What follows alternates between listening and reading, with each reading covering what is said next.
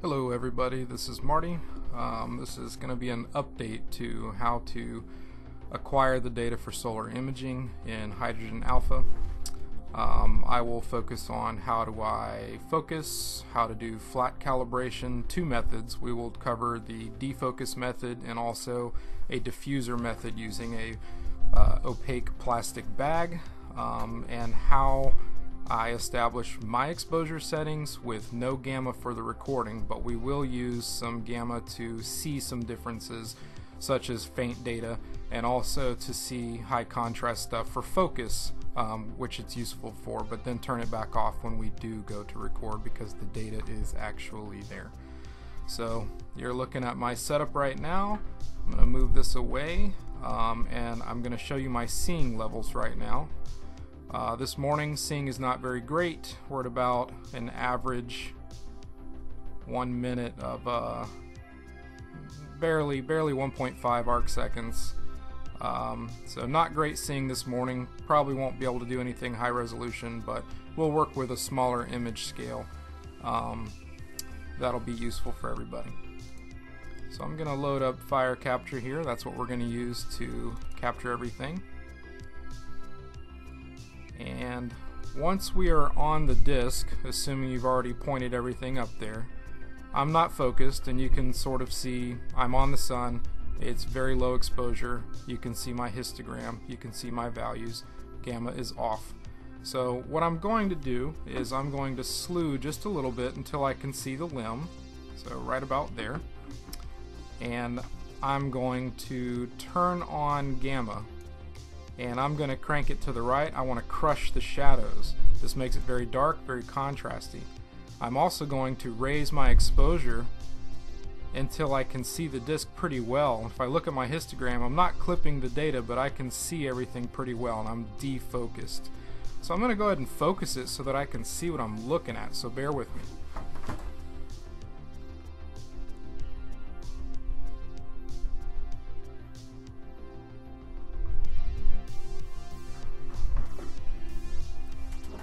I'm going to stop about there. You can see some features. It's very windy this morning, and I'm going to move things around because of course I'm touching the scope. I can see an interesting little bright plage area and a prominence, and it looks like a filament. So you can see I have gradients, and I want to get rid of these gradients with a flat frame. At least I know I can focus, so I'm going to turn gamma back off, and I'm going to slew to the center of the disk.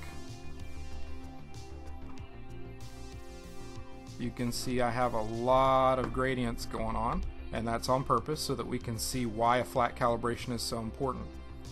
So this is the defocus flat calibration. I'm at the center of the disk. The field of view is completely filled with the sun, and I'm going to defocus it slightly. Just enough to where we can't see any major details. The next thing I'm going to do is I'm going to adjust exposure until my histogram is about 65%.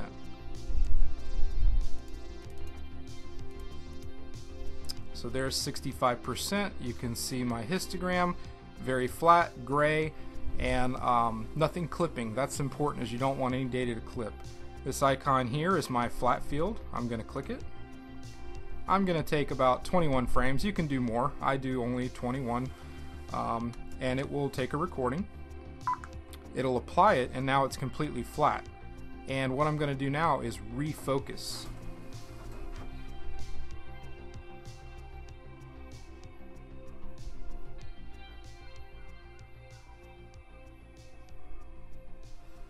Alright, you can see it's very flat. I can't see very much, so what I'm going to do to make this easier on myself is I'm going to enable gamma, crush the shadows by pushing it to the right. That way it's very contrasty, and I'm going to raise exposure so I can see the surface. Now I can see the surface pretty well, so now I'm going to refocus to critical focus.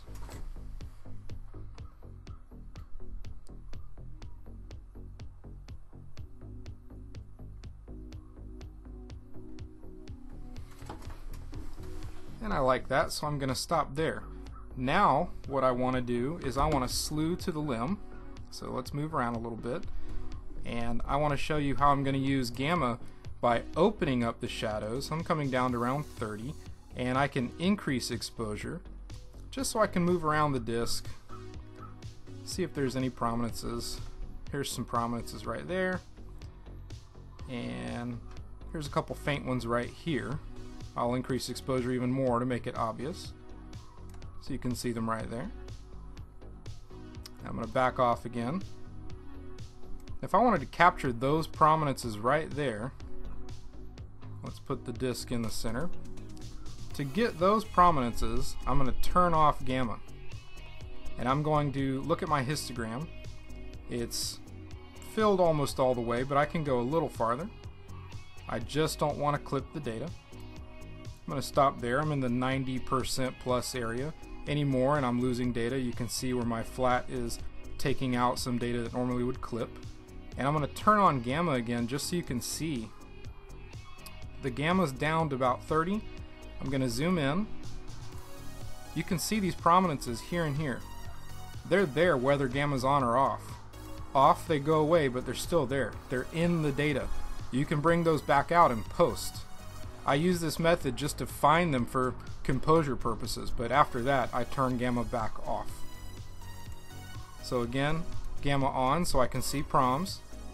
If I want to crush the shadows so I can focus, I can see a nice contrasty disk, I can see all the features, looks fine. All of that's in the data. I don't need to capture it this way, so I'm going to turn gamma back off, and I'm just going to look at my histogram. I'm actually going to back it off a little bit because I'm clipping into the white, and I'm in the 80s. I like that better. At this point I can literally just go down here and select how many frames I want to record. Forgive my frame rate, I'm running multiple things right now including this recording, and I just hit record.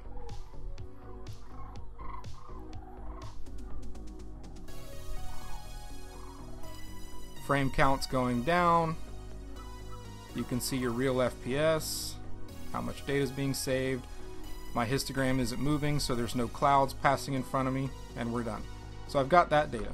Now let's slew to another area where there's an interesting little plage and a filament. Let's find it. There it is.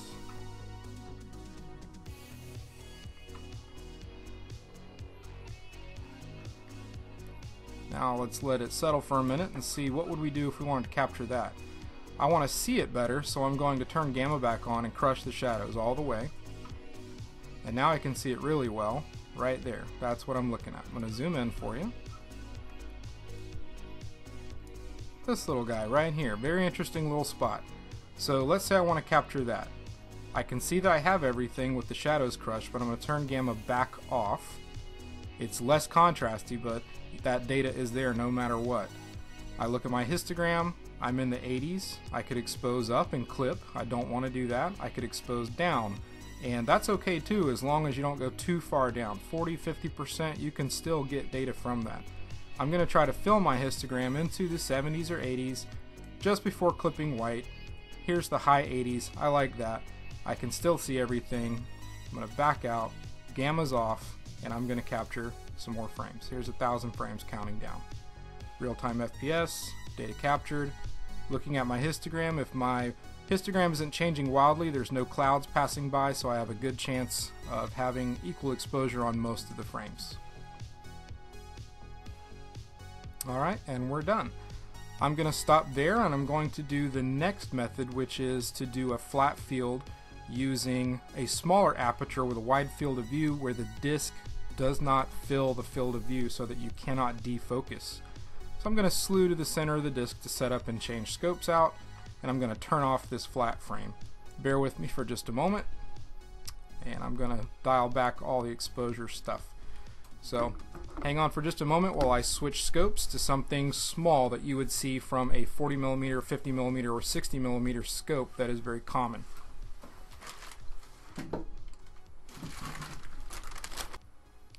Just to show you a quick example, this is what the serial bag that I use for bag flat calibration looks like. I just have it banded over the front entrance into the solar scope.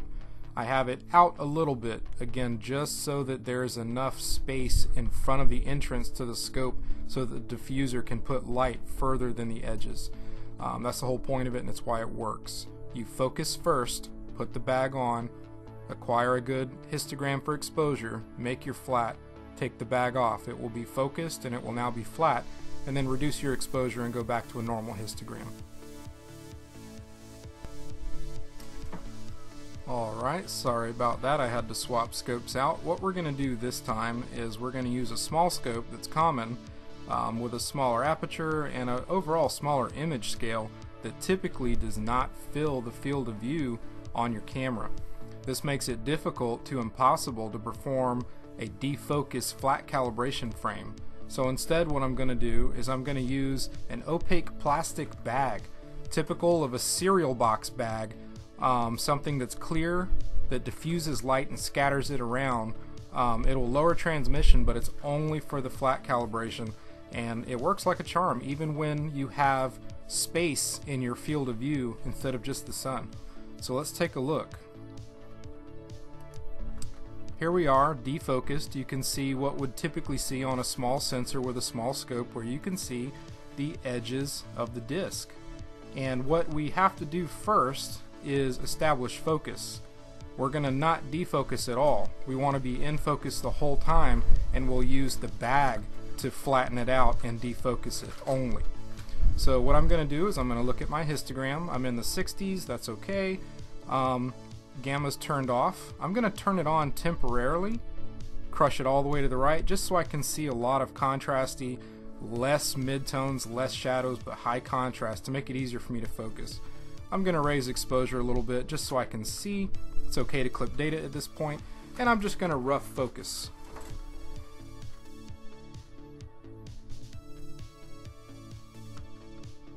And I like that point right there. Good enough. I'm going to back off on the exposure again, and I'm going to turn gamma back off. I have the disc roughly centered, but you can see there's a lot of space everywhere as I move around. I want to put the sun approximately center. It doesn't have to be perfect, just enough to sort of fill the field of view a little bit, even though there's space. And I'm going to use that to perform the flat. So right now exposure doesn't matter. I'm going to take the bag and I'm going to put it over the aperture into the telescope. What's really important about doing this is to not put it directly on the front of your Eidolon or your entrance to your scope or whatever type system you're using. You want it to be a little bit in front, so there needs to be some space. The reason for that is the bag will scatter light beyond what would normally be the field of view. That's the whole point of a diffuser. And when doing that, it'll scatter the light past the edges where there's space, and that's why it works. So I'm going to cover it up now so you can see that, so bear with me.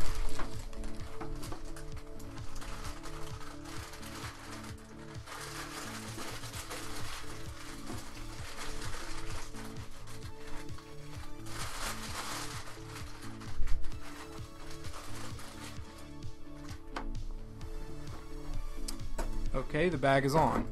You can see that transmission is gone, so I have to raise exposure. I'm going to change my exposure limits and go really high.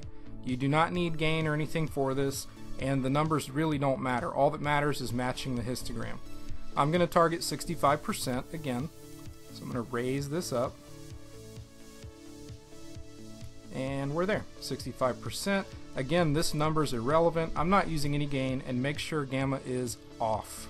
You can see the flat that will be created. This is the bag over the aperture. Notice the black space is gone because the bag diffuses light greater than what would normally be. It scatters it everywhere.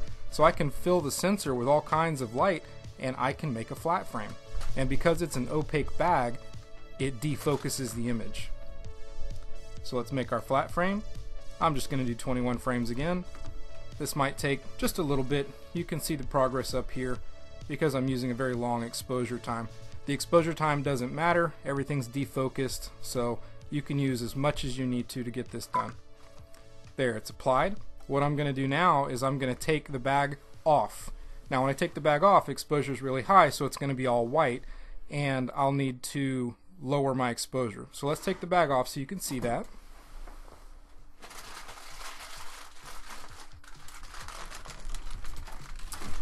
You can see it's all white, the bag is off. I have not touched the focuser since we focused. You do not refocus or anything. I'm going to take exposure back down, and I'm going to change my limits back to where I like to be. And here we are, moving exposure around. I'm going to bring it up, looking at my histogram. Still gamma off, no gain, I don't need it, but if you need to use that, it's fine, it doesn't matter. And I'm going to fill my histogram to about 90%, that's close. You can see my values here. And you can see the disc no longer has a major gradient. I have a little bit of gradient left over here, but that's actually due to being off band.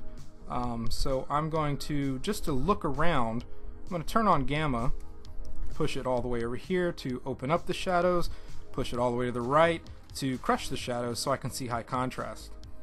And as you can see, if I move over here, there's that little plage area that we were looking at before. There's a little bit of a gradient, but not bad, and I can take a look at things. It's still focused, so I don't need to refocus. I'm going to turn gamma left again just to open it up, see if there's any prominences. I'm going to increase exposure. You can see that prominence right there. So now what I'm going to do is I'm going to turn gamma off completely. I'm going to lower exposure, and I'm going to look at my histogram, about 90%. Let's go just into the 80s, 80 something, 85%. Here's the disc, low contrast. Can't see too much on the limb, but what we're going to do is we're going to look at two things. I'm going to turn on gamma. I'm going to crush the shadows. I can see the high contrast area around that plage and filament. And next I want to just move the gamma left and open up the shadows, and over here notice I can see that prominence. I didn't change exposure at all. That was just manipulating gamma to see shadow differences. That means the data is there no matter what I'm doing. I do not need to capture gamma to get both of them, and that's why the workflow in the previous tutorial worked. I'm going to turn gamma back off. This is the exposure, and I'm going to capture some frames. Frame counter going down, actual FPS, data mount, histogram still holding steady, it's not flickering around, so there's no clouds passing by.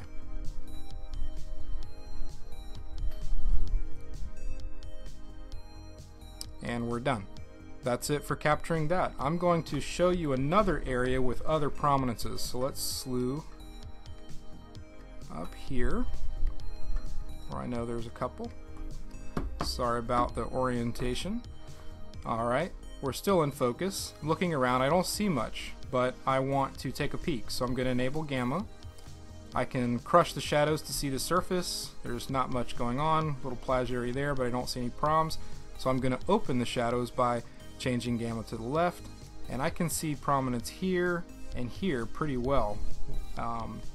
Next thing I'm going to do is I'm going to turn gamma back off. I'm going to look at my histogram. It's still in the 80s, but that's because of the flat frame, and it's making sure that I'm not clipping data. But I can manipulate that down or up. Too far up, and you can see I clipped the data. I want to come back down. I'm in the 80s again. 88, 90, that's fine. I'll stop there. I don't need any gain because I've filled my histogram for the most part.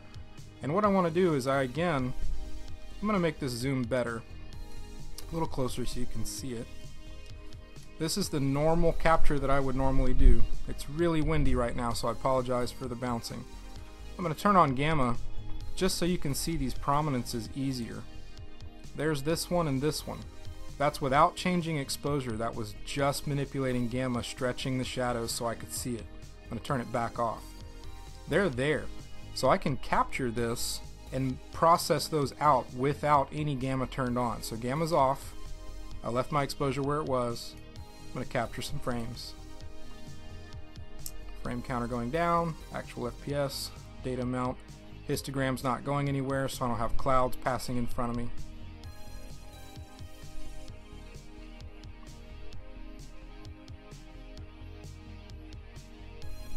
And that's it.